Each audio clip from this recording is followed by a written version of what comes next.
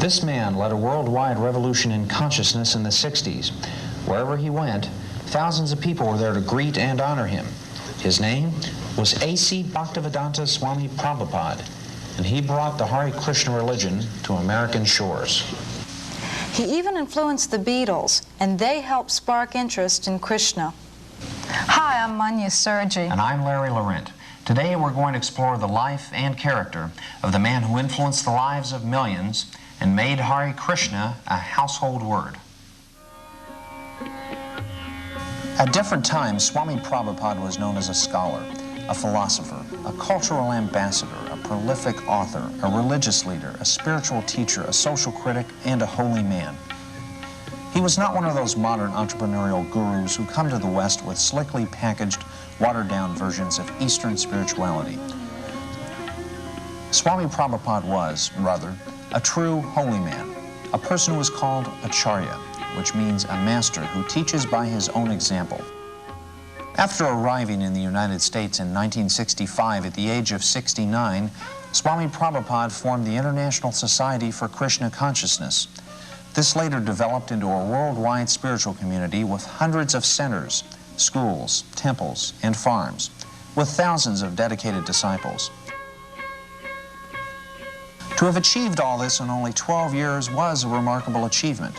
But in addition, Swami Prabhupada also wrote and published over 80 volumes of translation and commentary on the great classics of ancient India.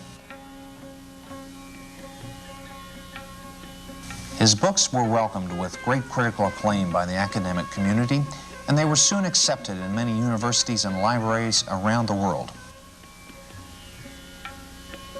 Before passing away in 1977, Swami Prabhupada had succeeded in transmitting the profound wisdom of the ancient Vedic culture in a way that was clearly understandable to the modern man. He could explain difficult philosophical concepts to people who were totally unfamiliar with the complex Indian religious tradition.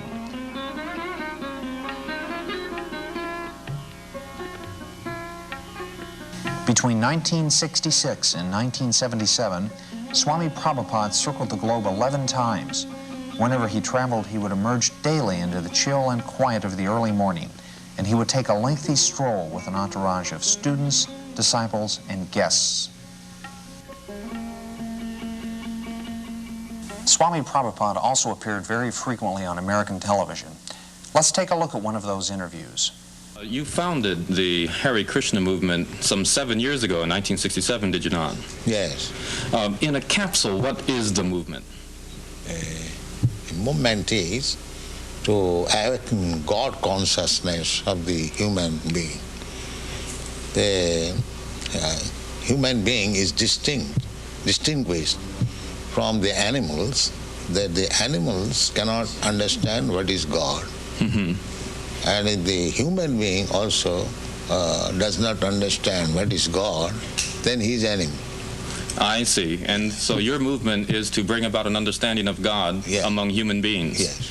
And Hare Krishna means what? Hare Krishna means addressing the energy of God. Hare means the energy of God, and Krishna means God. Mm-hmm. Okay, you were here yesterday and to attend your annual festival that was held here in Golden Gate Park, and we were there too. And in fact, here it is. A few thousand people came out to hear it. How many people are now disciples of the Krishna consciousness movement? Dedicated life, about 10,000. About 10,000 dedicated in ones. the Western world. Mm-hmm. Your Grace, is there any significance at all in the shaved head? Why are heads shaved? We keep ourselves very clean, that's all. Oh, it's just a cleanliness thing? Yes. Is there any significance in the color of the robes? At least at the present moment, people think that by keeping long hair, it becomes very beautiful. I see. Yes. So we are against it. Mm-hmm. Just as simple as that. Is there any significance in the yellow robes? Yellow robe is the dress, those who are dedicated. Mm-hmm. Yes. It could very well have been a blue robe. It's just something that was arrived at. This saffron. Mm-hmm. Mm-hmm. Your Grace, why do you feel that so many people are pulling away from the traditional religions in this country, such as Christianity and so forth, and going for the trying to understand the Eastern religions? We hear a lot of swamis and gurus and other type of yogi and so forth. Why do you feel that people are pulling away from the traditional Christian standards here? But we see that the Christian churches, especially I've seen in London, mostly closed. People are not interested, or the Christian leaders, they cannot make them interested. Why? Did Christianity fail the people, which is why they're turning to other things? Or? I think so. Mm-hmm. Mm-hmm. You say that Hare Krishna consciousness pretty much takes the absolute truths from the Bible, the Quran, the Torah, and the Vedic. Yeah, everywhere. Everywhere. Religion means to understand God. I understand, but do you feel that in getting truths from various places like the Bible and the Quran and so forth, don't you run into conflicts at all or contradictions in those particular philosophies? No, I don't find any conflict, because the ultimate goal is God. So you have to understand God and try to love Him. So you can go through any religious process. If the goal is attained, that you understand what is goal, and you try to love Him, then your life is perfect. Why do we see so many of your followers chanting almost all the time? Chanting means to keep association with God always. So you have to audibly chant Hare Krishna? Yes. This is transcendental vibration. Just like a radio message, if you keep contact with the radio message, then you know everything what is going on outside. Similarly, this transcendental sound, Hare Krishna, if you chant, then you keep connection with God directly. Thank you very much, Your Divine Grace. It's been our privilege to talk with you and to meet you. Thank you. And hope that we can see you again when you return. Hare Krishna. Yeah. We'll be back with more news in just a moment.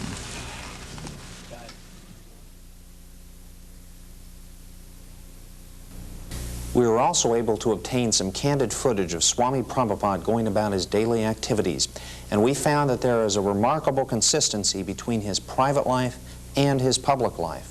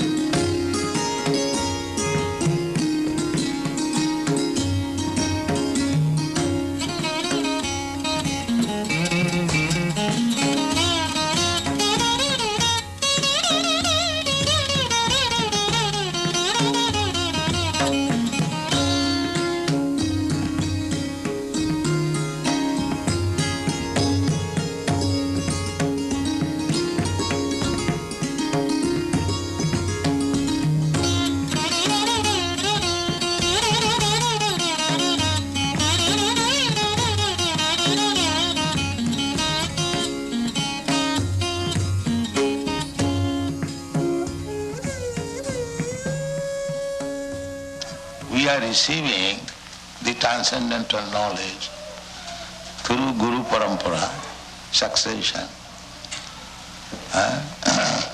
So we have to simply take instruction from Guru, and if we execute that to our heart and soul, that is success. That is practical. I have no personal qualification, but I simply try to satisfy my Guru. That's all. My Guru Maharaj asked me that if you get some money, you print books. Therefore I am stressing on this point. So kindly help me. This is my request. Print as many books in as many languages and distribute throughout the whole world. Then Krishna consciousness movement will automatically increase. That Supreme Lord is omnipotent, omniscient. He knows everything. But the living being does not know actually what is the position of the Supreme Personality of Godhead. That is the difference between the Supreme Personality of Godhead and ordinary living being.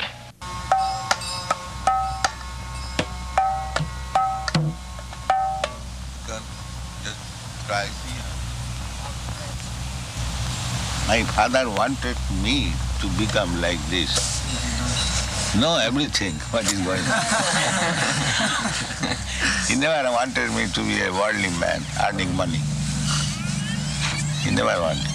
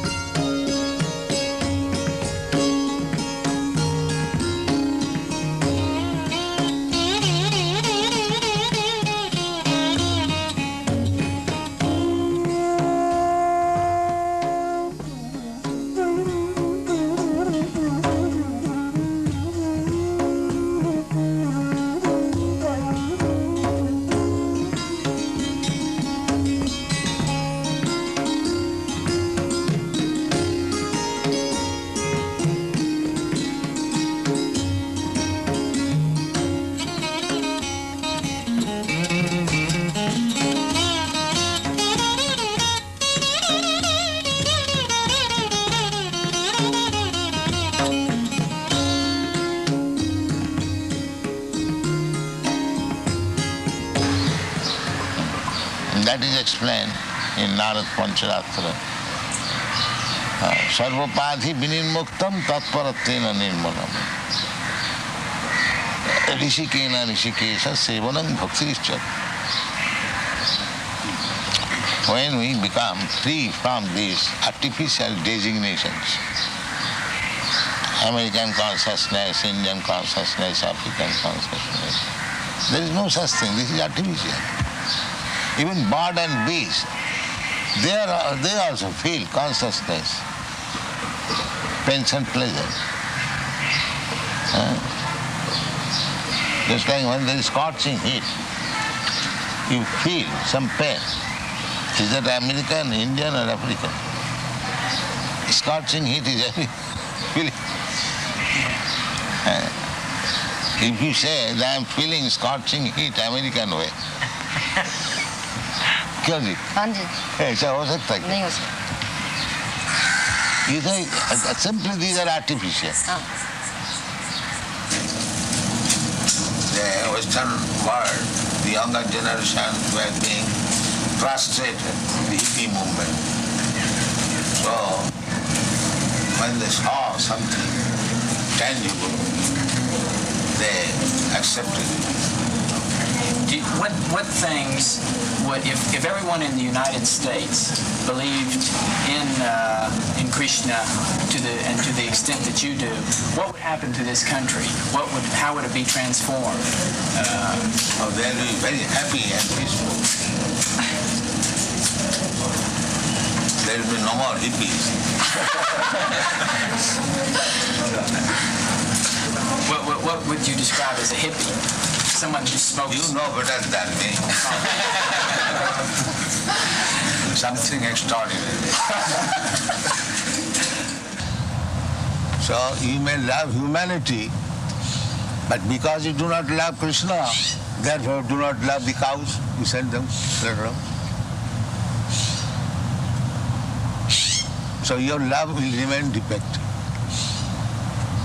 It will never be complete. And if you love Krishna, then you love him, the small ant. He's not interested even to kill even an ant.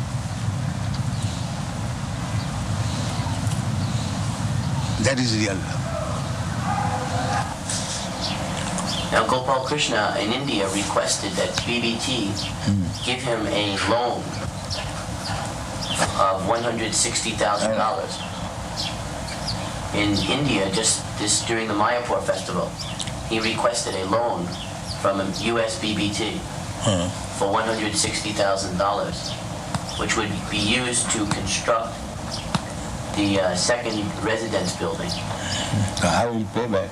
His plan was that the American temples would purchase rooms, and over a period of 4 or 5 years, they would pay that money back. So is that still approved by you, by your divine grace? Yes, I love it. The only thing is that we will have to delay the loan because for the next 3 months, all our money will be used to print these 17 books. Fastable books, then loan. However, we cannot hold up printing, that is not possible. This you must always keep in view. We are not going to, the surplus money we are going to pay.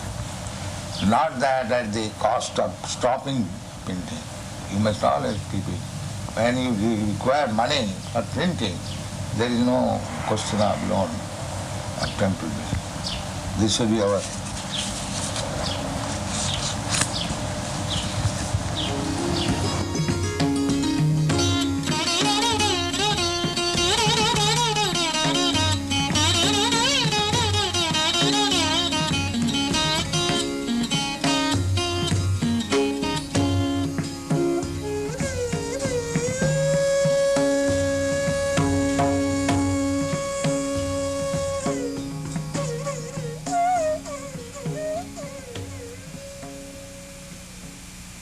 Our guest today was the personal servant to A.C. Bhaktivedanta Swami Prabhupada for almost 2.5 years. He also traveled with him all over the world and got to know him on a very intimate basis. Please welcome His Holiness Prabhupada Kripa Swami. What may I call you, Swami? Maharaj is more common. How did you get your name? It's similar to Prabhupada's name. You were his secretary. Yeah, I traveled with Srila Prabhupada for the last 2 years of his life. Later on, after Prabhupada's disappearance, I took the renounced order of life from one of my godbrothers. Because of my elevation in Krishna consciousness, due to that intimate contact with Srila Prabhupada, then I was given the name Prabhupada Kripa Swami. which means one who has got the mercy of Prabhupada. What was the one most striking thing that impressed you most about Prabhupada? The most striking thing, I think, was Prabhupada's tremendous compassion and determination to do something to help the suffering of the world's population. He had a very genuine desire to want to help others. This is the nature of pure devotional service. When one becomes a devotee and he becomes Krishna conscious or fully God conscious himself, then he has no problems for himself. He knows that at the end of this life he'll go back to Godhead, or he'll go back to the spiritual world. And even in this lifetime he experiences no real difficulties because his consciousness is fixed. But he sees that so many others, due to their ignorance of their spiritual nature, they are suffering. They're suffering from old age, they're suffering from disease, they're suffering from so many minor distractions, etc.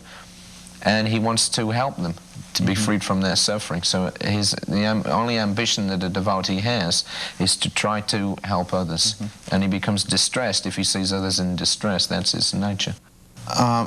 Did he reveal any intimate thoughts to you or any other GBC members? Everything that Prabhupada wanted to say, he put in his books. It's an open secret. It's not that Prabhupada just kept some knowledge or some ideas just to an intimate few. Those who were intimately connected with Srila Prabhupada got the same instruction as those who may have never even met Srila Prabhupada. Everything is there. He's written 80 volumes of books. And Prabhupada often told us that everything that I wanted to say is there in my books.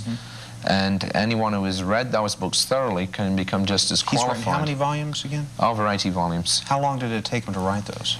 Prabhupada began seriously writing in 1960, and then when he came to the West in 1965, he began a very intensive program of writing.